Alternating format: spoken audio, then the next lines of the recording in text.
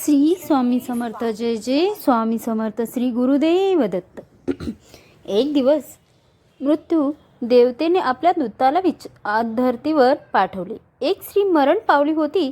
तिचा आत्मा आणायचा होता. देवदूत आला, पण तिथली परिस्थिती पाहून तो गोंधळून गेला. त्याला 3 लहान मुली मृत झालेल्या त्याच्या आईजवळ बसलेल्या दिसल्या. एक बाळ त्या मृत महिलेच्या स्तनातील दूध पीत होते. दुसरे रडत होते आणि तिसरे रडत झोपले होते. त्याच्या डोळ्याजवळचे अश्रू सुकले होते. 3 लहान जुळ्या मुली आणि मेली आहे त्याची पिता आधीच मृत्यू झाले होते. कुटुंबात अजून कुणीच नाही. त्याची काळजी कोण घेईल? त्या महिलेचा आत्मा मी कसा घेऊन जाऊ? जर तुम्ही माझ्या जागी असाल तर कदाचित तुम्हीही असेच केले असते. त्या महिलेला 3 लहान जुळी मुलं आहेत. एक अजूनही तिच्या स्तनाला जोडलेला आहे. दुसरं रडत आहे, तिसरं रडत गेलं आणि तिसरं तशीच तिच्या आईजवळ पडून होतं. अशी परिस्थिती बघून मला त्या तिन्ही मुलांची दया आली. दूताने मृत्यू देवतेला विचारलं, आपण त्या बाईला अजून थोडे दिवस जगवू शकत नाही का, जेणेकरून त्या तिन्ही मुली थोड्या मोठ्या होतील?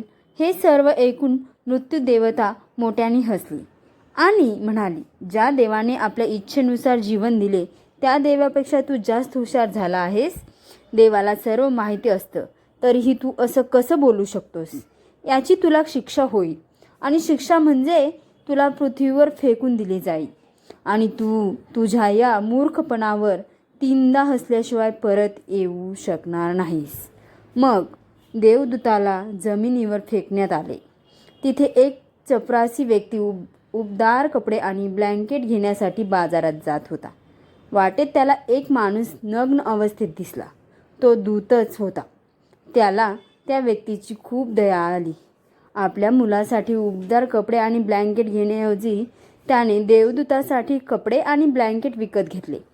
तो देवदूत माणूस म्हणाला, माझ्याकडे घर नाही, कुटुंब नाही आणि राहण्याची व्यवस्था नाही. या भयंकर थंडीत मी काय करू? त्यावर चपरासी म्हणाला, काळजी करू नकोस, तू माझा आहेस. माझ्या घरी राहा, पण माझ्या मुलांसाठी आणि बायकोंच्या कपड्यासाठी आणलेल्या पैशातून मी तुझ्यासाठी ब्लँकेट आणि कपडे घेतले आहेत आणि मी आत्ता रिकाम्या हाताने घरी जाते. त्यामुळे माझी पत्नी नक्कीच रागावेल. चांगली बोलू देत किंवा वाईट असेल, पण तुम्ही काळजी करू नका. काही दिवसात सर्व काही ठीक होईल. चपरासी किंवा त्याच्या पत्नीला अजूनही माहिती नव्हतं की आपल्या घरी देवदूत आले आहेत. यानंतर आनंदाचा महापूर येणार आहे. चपरासी दूताला घेऊन घरी पोहोचला आणि घडलेल्या सर्व घटना पत्नीला सांगितली.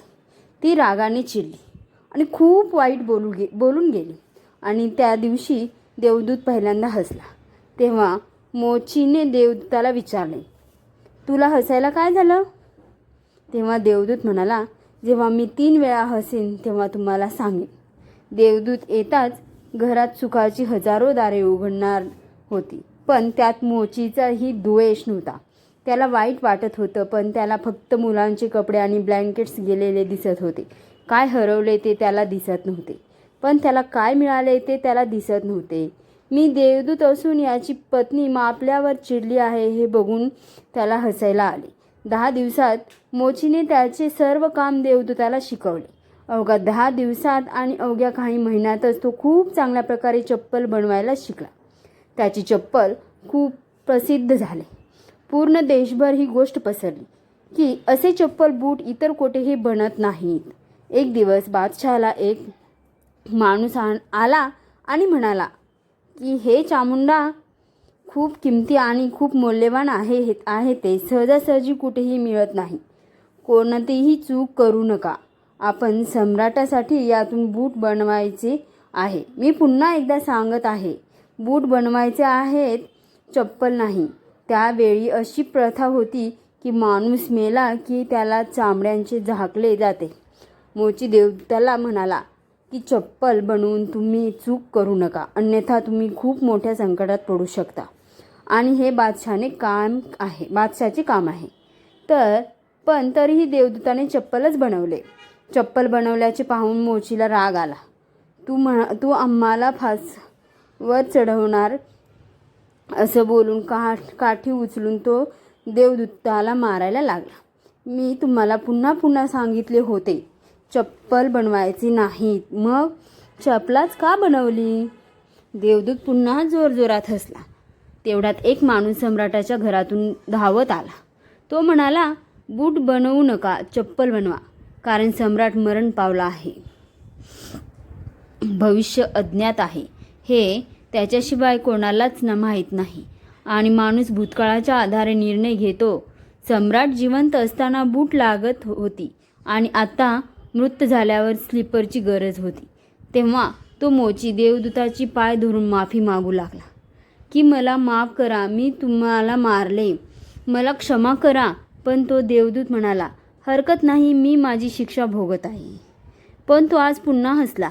मोचीने पुन्हा विचारले की हसण्याचे कारण? मी 3दा हसेन तेव्हा सांगेन. तो पुन्हा हसला, कारण आपल्याला भविष्य माहीत नाही, म्हणूनच आपण आकाशात बनवतो ज्या आकांक्षा बनवतो ज्या निरर्थक असतात, कधीच पूर्ण होत नाहीत. अशा आकांक्षा अपेक्षा आपण करतो जे कधीच शक्य होणार नाहीत, जे आम्ही देवाकडे मागतो कारण अजून काहीतरी वेगळं घडणार आहे असं आपल्याला वाटतं. आपले नशीब आपल्याला न विचारता फिरत असते आणि आपण विनाकारण मध्येच आवाज काढतो. स्लीपरची गरज असताना आपण बूट बनवून घेतो. मरण्याची वेळ जवळ येत असताना आपण जीवन व्यवस्थित करायला निघतो. देवदूताला अचानक त्या 3 जुळ्या मुली आठवतात. त्यांच्यासाठी भविष्यात काय आहे हे मला कसे कळेल? मी विनाकारण उगाच मध्ये गेलो असं त्याला वाटतं. आणि तिसरी घटना अशी घडली की एके दिवशी 3 तरुण मुली, आपल्या तिघीही लग्न होणार होतं आणि तिघांनाही त्यांच्यासाठी बूट बनवण्याची ऑर्डर दिली असत. त्यांच्यासोबत एक वृद्ध स्त्री आली जी खूप श्रीमंत होती. देवदूताने आत्ता ओळखले, या त्याच 3 मुली आहेत ज्यांना त्यांचे मृत आईजवळच सोडले होते आणि त्यांच्यामुळे तो शिक्षा भोगत आहे. ते सर्व निरोगी सुंदर होते. त्यांना विचारत, या 3 मुली कोण आहेत? ती वृद्ध बाई म्हणाली, या माझ्या शेजारच्या बाईच्या मुली आहेत. ती गरीब स्त्री होती. ती इतकी आजारी होती की शेवटी तिच्या अंगातून दूध नव्हते. तसंच त्याची परिस्थिती इतकी गरिबाची होती की त्यांच्याकडे पैसे, कपडे काहीच नव्हते. फक्त 3 जुळ्या मुली होत्या. त्यांना दूध पाजत असतानाच तिचा मृत्यू झाला. पण मला या 3 चिमुकल्या मुलींची दया आली. मला मूलबाळ नाही आणि म्हणूनच मी खूप प्रेमाने या 3 मुलींचा सांभाळ केला. आई जिवंत असती तर या 3 मुली गरिबी, उपवास, मांस आणि दारिद्र्यात वाढल्या असत्या. आई मरण पावली म्हणून या 3 मुली मोठ्या संपत्ती आणि समृद्धीत वाढल्या आणि आता या तिघी त्या वृद्ध महिलेच्या सर्व मालमत्तेचे मालक आहेत आणि त्यांचे लग्न सम्राटाच्या कुटुंबात होत आहे. देवदूत तिसऱ्यांदा पुन्हा हसला आणि त्यांचे मोचीला सांगितले की ही 3 कारणे आहेत माझ्या हसण्याची. चूक माझीच होती. नियती महान आहे. आपण जेवढे पाहू शकतो तेवढेच आपण पाहतो आणि जे पाहू शकत नाही त्याचा विस्तार खूप महान आहे आणि आपण काय पाहू शकतो यावर आपण कोणताही अंदाज बांधू शकत नाही. मी आपल्या मूर्खपणावर 3दा हसलो आहे. आता माझी शिक्षा संपली आहे आणि आता मी जात असं तो मोचीला बोलून निघतो. देव जे काही करतो ते चांगल्यासाठीच करतो. भक्तांनो, आपल्या आजच्या कहाणीतून हे शिकायला मिळतं की आज घडलेल्या घटनांवरून आपण हे ठरवू शकत नाही की भविष्यात हे आपल्यासाठी चांगले आहे की वाईट. याचे उत्तर भविष्याच्या गर्भातच दडलेले आहे. त्यामुळे प्रत्येक चांगल्या किंवा वाईट घटनेला प्रतिक्रिया देणे व्यर्थ आहे. आपल्याला फक्त जे होत आहे त्याची साक्षी बनण्याचा प्रयत्न करायचा आहे. गौतम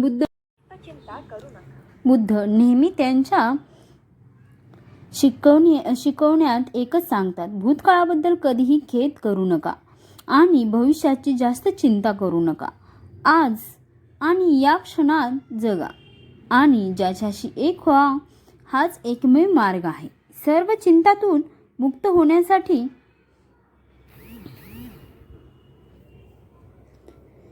श्री स्वामी समर्थ. जय जय स्वामी समर्थ. श्री गुरुदेव दत्त. व्हिडिओ आवडले असल्यास व्हिडिओला लाईक आणि आपल्या वाव सीमा या चॅनलला सबस्क्राईब करायला विसरू नका. स्वामी म्हणतात, भिवू नकोस, मी सदैव तुझ्या पाठीशी आहे. श्री स्वामी समर्थ. जय जय स्वामी समर्थ. श्री